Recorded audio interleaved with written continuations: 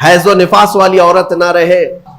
قرآن کی جو تلاوت ہم نے کی ہے وہ سورہ بقرہ، سورہ فاتحہ کے بعد پہلی سورہ قرآن میں سورہ بقرہ ہے۔ سورہ بقرہ سب سے بڑی سورہ ہے قرآن پاک میں، تقریباً 2.5 پارے پر مشتمل ہے، 280 کے قریب آیات ہیں، اور سورہ بقرہ کی بڑی برکتیں بھی ہیں۔ ایک روایت میں ملتا ہے کہ پورے قرآن کا جو کچھ بھی مضمون ہے اللہ نے وہ سب سورہ بقرہ میں بیان کر دیا۔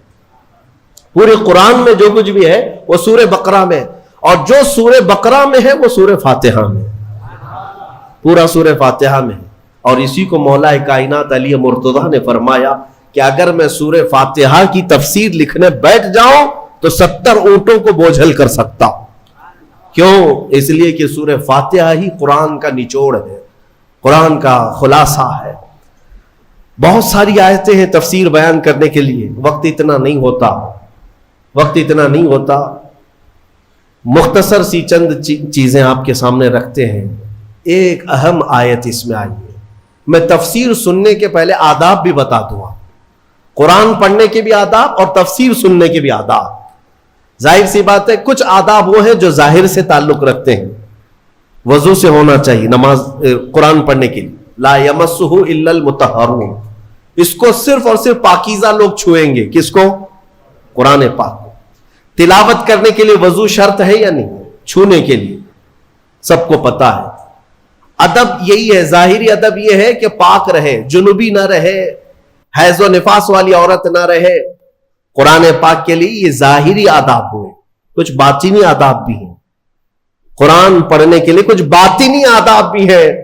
تم 10 بار نہا لو، 10 بار وضو کر لو، قرآن کو ظاہری آداب کے اعتبار سے چھو تو سکتے ہو، باطنی آداب میں سب سے پہلی شرط یہ ہے قرآن پڑھنا ہو یا سننا ہو تو عشق مصطفیٰ ہونا چاہیے۔ ہاں، بغیر حب مصطفیٰ کے اگر قرآن پڑھے گا تو پھر گمراہی کی طرف بھی جا سکتا ہے۔ قرآن تو قرآن ہے۔ حدیث رسول کے بارے میں کہا گیا، بخاری شریف کے بارے میں، کہ بے عشق مصطفیٰ پڑھتے ہیں جو بخاری، سنا ہے نا آپ نے؟ بے عشق مصطفیٰ جو پڑھتے ہیں بخاری، آتا ہے بخار ان کو، آتی نہیں بخاری۔ بخار آ جائے گا لیکن بخاری نہیں آئی۔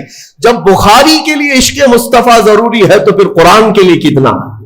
اس لیے سب سے پہلی چیز میں آپ کو یہ بتا دوں، قرآن پڑھنا ہے یا سننا ہے، عشق مصطفیٰ شرط ہے۔ محمد کی محبت دین حق کی شرط اول ہے، اسی میں ہو اگر خامی تو سب کچھ نامکمل ہے۔ قرآن کی ایک آیت سنا ہوگا نا آپ نے، لقد جاءکم من اللہ نور، قد جاءکم من اللہ نور و کتاب مبین، مشہور آیت ہے۔ اللہ فرماتا ہے بے شک اللہ کی طرف سے ایک روشن کتاب، قد جاءکم من اللہ نور و کتاب مبین، بے شک اللہ کی طرف سے ایک نور آیا اور ایک روشن کتاب، ایک نور آیا اور ایک روشن کتاب۔ توجہ چاہتا ہوں، کیا چیزیں آئی اللہ کی طرف سے؟ ایک نور آیا اور ایک روشن کتاب۔ نور کون ہے سنیوں کو سمجھانے کی ضرورت نہیں، دوسرے لوگ تعویل کرتے ہیں نور سے مراد وہ ہے، نور سے مراد یہ ہے۔ ہم تو کہتے ہیں صبح طیبہ میں بٹتا باڑا، صدقہ لینے نور کا آیا ہے تارا۔ ارے ہمارا مزاج تو یہ ہے، بریلی کے امام نے ہمیں یہ سمجھایا ہے، وہی تو جوبن ٹپک رہا ہے، وہی تو جوبن ٹپک رہا ہے، وہی تو اب تک چھلک رہا ہے۔ ہاں، نہانے میں جو گرا تھا پانی کٹورے تاروں نے بھر لیے تھے۔ یعنی یہ ستاروں کی جو چمک ہے نا، تم کیا سمجھتے ہو؟ سائنٹیفک اعتبار سے کہتے ہیں کہ سورج کی روشنی کھینچ کر رات کو تارے چمکتے ہیں۔ ہم نے سوال کیا پھر سورج کس کی روشنی کھینچتا ہے؟ سورج کس کی روشنی کھینچتا ہے؟ وہ روشنی سمجھنے کے لیے بریلی کے امام کی زبان میں پڑھنا پڑے گا، سورج ہو کہ چاند ہو۔ اعلیٰ حضرت فرماتے ہیں کہ اتار کر ان کے رخ کا صدقہ، اتار کر ان کے رخ کا صدقہ، وہ بٹ رہا تھا نور کا باڑا، اچھل اچھل کر جبی، یہ چاند و سورج اچھل اچھل کر جبی کی خیرات مانگتے تھے۔ معراج کی شب میں چاند سورج اچھل اچھل کر جبی کی خیرات مانگتے تھے۔ کہ اللہ یہ تیرے حبیب کا جو اترن ہے، نہانے میں جو گرا ہے اور پیشانی مبارکہ سے جو پانی ٹپکا ہے، چاند کہتا ہے وہ میری جھولی میں دے دیا جائے اور سورج کہتا ہے میری جھولی میں دے دیا جائے۔ جو بات میں عرض کر رہا ہوں وہ یہ ہے کہ قرآن میں اللہ نے کیا فرمایا؟ بے شک اللہ کی طرف سے تمہارے پاس کیا آیا؟ ایک نور آیا اور دوسرے روشن کتاب۔ جس کو ہم نے آج پڑھا وہ روشن کتاب، تراویح میں جو پڑھا وہ کون سی کتاب ہے؟ روشن کتاب۔ روشن ہی ہے حقیقت میں، جو پڑھتا ہے وہ بھی روشن ہوتا۔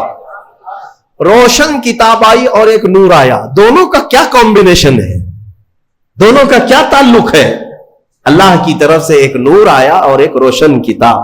یہاں اگر ایسا ہوتا کہ بے شک اللہ کی طرف سے کتاب آئی اور ایک نور آیا، نہیں، اللہ کی طرف سے ایک نور آیا پھر روشن کتاب۔ پتہ یہ چلا لائٹ سب بند کر دیں اور کتاب کھولیں، کیا پڑھ پاؤ گے؟ پڑھ پاؤ گے؟ ساری لائٹ میں بند کرتا ہوں اور تمہارے سامنے کتاب رکھتا ہوں، پڑھو، کچھ نہیں پڑھ پاؤ گے۔ ادھر سے ادھر انگلیاں پھیر سکتے ہو، پڑھنے کے لیے روشنی ہونا یہ ضروری ہے، بغیر روشنی کے کتاب نہیں پڑھی جا سکتی۔ اسی لیے آیت میں اللہ نے فرمایا بے شک اللہ کی طرف سے پہلے کیا آیا؟ نور آیا، پھر کیا آئی؟ روشن کتاب۔ اب اس روشن کتاب کے لیے یہ کرنٹ والی لائٹ نہیں، نور مصطفیٰ کی روشنی ضروری ہے۔ جب نور مصطفیٰ میں پڑھو گے تو اس کتاب سے ہدایت بھی پاؤ گے۔ الحمدللہ اہل سنت و جماعت کے حصے میں وہ ہدایت آئی کہ ہم عشق مصطفیٰ کی زبان میں قرآن پڑھتے ہیں۔